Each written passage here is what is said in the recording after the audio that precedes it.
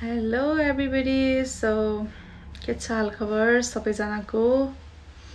भन्दै होला हैन युट्युब फ्यामिली ठुलो भएको भए मेरो युट्युब फ्यामिली त्यति ठुलो छैन नि त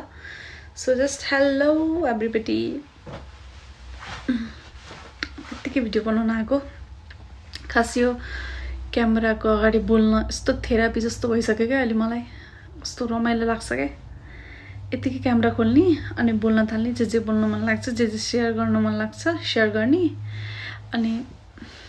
कसैले सुन्दा पनि सुन्दैन कसैले जज पनि गर्दैन के आनन्द छ के रमाइलो लाग्छ जे होस् मलाई चाहिँ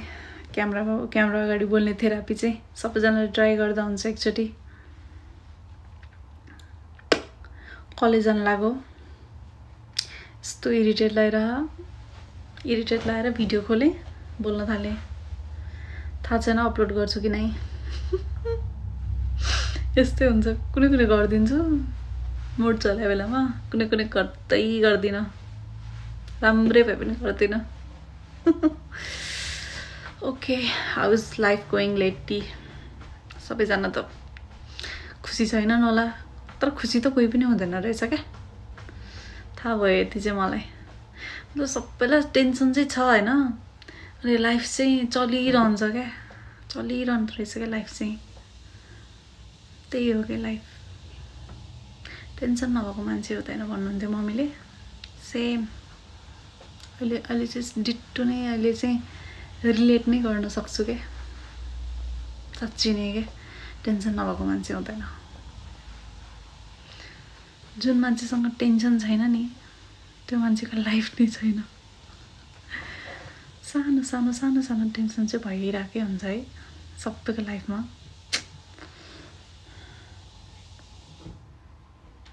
अरूको देख्यो भने ओहो यसले त मभन्दा धेरै दुःख पाछ भनेर मात्रै चित्त बुझाउने हो हैन नभए टेन्सन सबैलाई छ टेन्सनमै मजा छ त्यो टेन्सन आउँछ फेरि त्यो सल्भ हुन्छ एकछिन मजा आउँछ फेरि अर्को टेन्सन आउँछ फेरि मजा आउँछ अर्को टेन्सन आउँछ फेरि सल्भ हुन्छ मजा आउँछ द्याट्स लाइफ यो सोशल एनिमल भएर पनि होला क्या है सबै कुराको विवेक छ अनि सबै कुराको चिन्तन गर्नुपर्ने धेरै सोच्नुपर्ने अझ केटी मान्छेको त कुरै नगरौँ लास्टै सोच्दिने